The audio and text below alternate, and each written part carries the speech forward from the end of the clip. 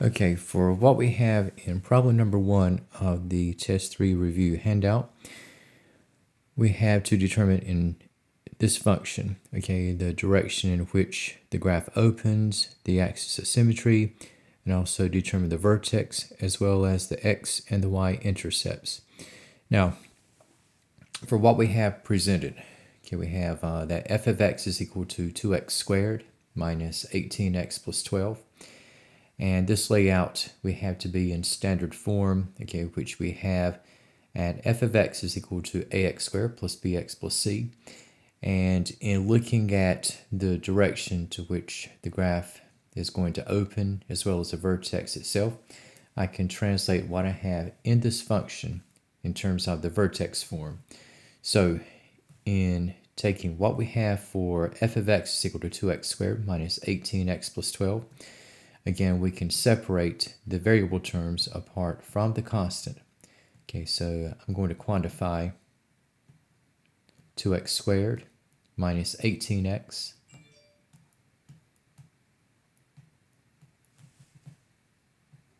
and separating from 12. Okay, so getting what I have in the vertex form. Okay, now we're looking at the completion of the square.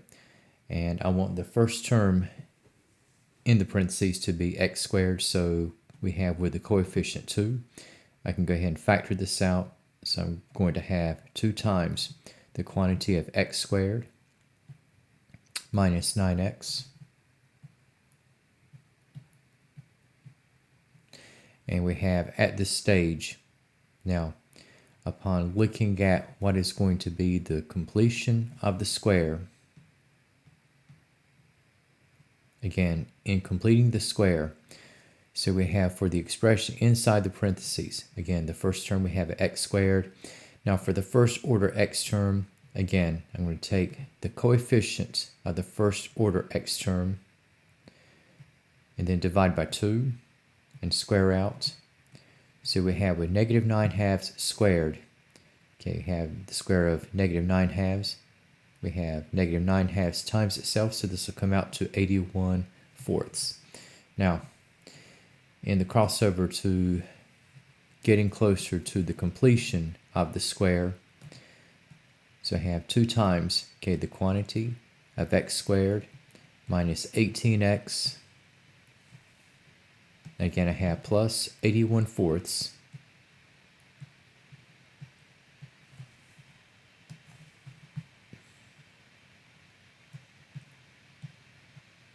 And I'm adding 12 once again. Now, for what we have in terms of the big picture, now to keep everything in balance between the vertex form and the standard form, okay, now what I'm having to occur at the front as I add 81 fourths inside the parentheses, I'm overall actually adding not just 81 fourths, but 2 times 81 fourths.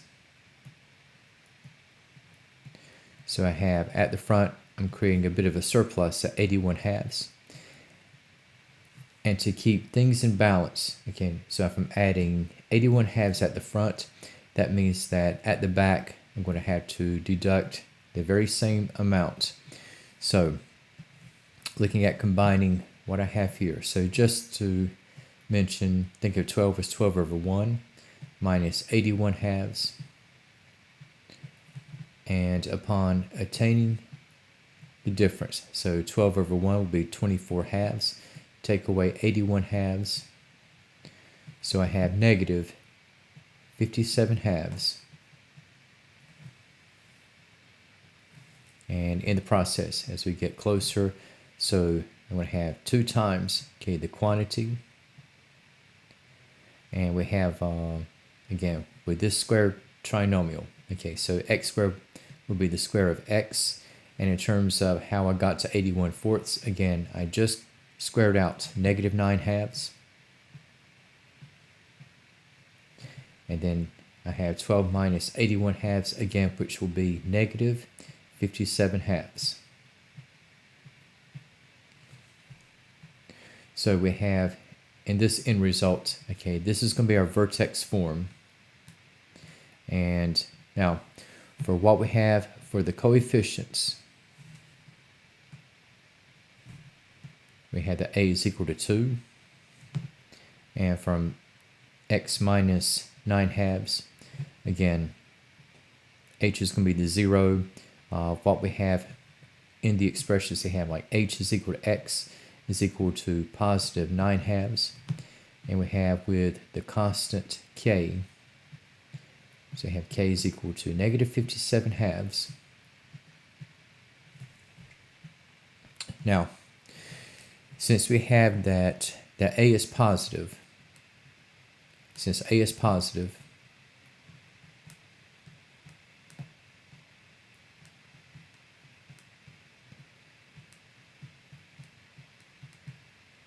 it's going to result that the direction that the graph is going to open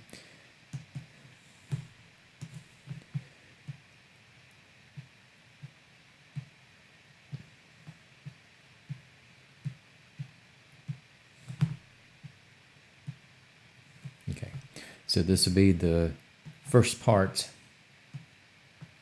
among the answers.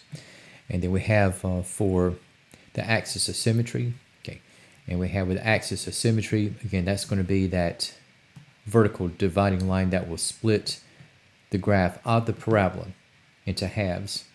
So we have with the axis of symmetry,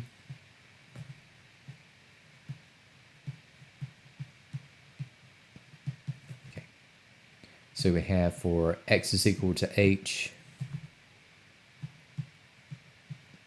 and for the axis of symmetry, okay, we have the x is equal to 9/2.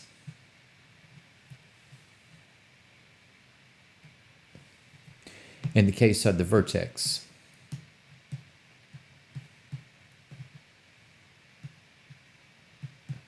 for the vertex, okay, we have the coordinates h and k.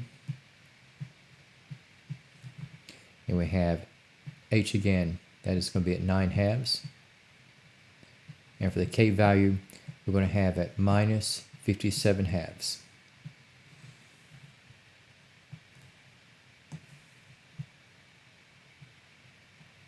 And once again, the first coordinate of the vertex will be the same as the value to which you have set equal to in the axis of symmetry.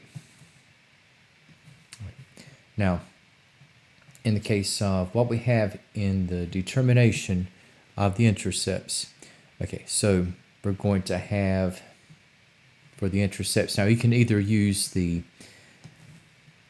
vertex or the standard form. Now again, we have with the x-intercepts, again, we have for the coordinate layouts, okay, you have, again, you have x is 0, so you're looking at setting y, or in this case, f of x is 0, as we are solving for x. Now, and we have for this equation, okay, again, if we set y to 0, we have 0 is equal to 2x squared minus 18x plus 12. All right. And if I divide the equation by 2, so I have that 0 is equal to x squared minus 9x plus 6. Okay. And for what we have in this result, okay, now there are no factors of 6 in the integers that will add up to negative 9. Okay. And if we're looking for the x-intercepts, okay, so looking at the use of the quadratic formula, okay, so you have with, again, so we have with x, and just keep in mind we have with the coefficients a, b, and c, have a is equal to 1, b is equal to negative 9, and we have that c is equal to 6,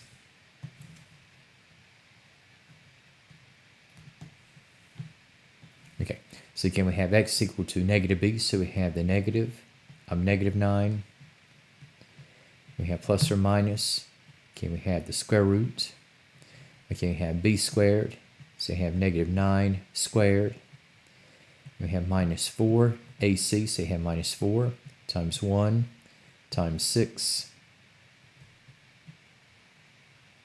all over 2a, so we have it 2 times 1.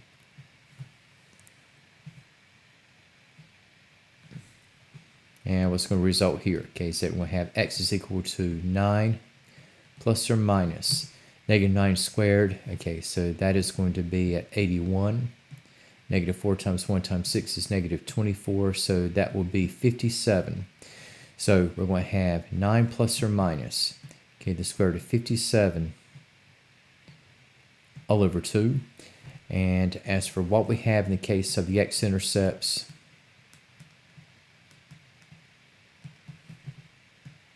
we'll have at the upper ends, we have 9 plus the square root of 57 over 2, 0. And also we have 9 minus the square root of 57 over 2,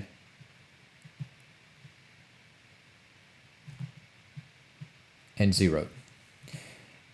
As for the y-intercept, we'll be able to get to this one quickly. Now for your test, okay, now the x-intercept determination will be nothing like what we have here. You'll look at where this will be factor friendly and where you will have integer coefficients in the mix. All right, now for what we have for the y-intercept, okay, so you're looking at solving for y whenever x is set to 0. And we just take what we have in the standard form.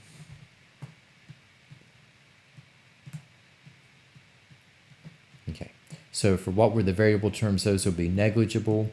And right away, we will have that y is equal to 12. So we're going to have for the y-intercept, okay, the coordinates will be 0, 12.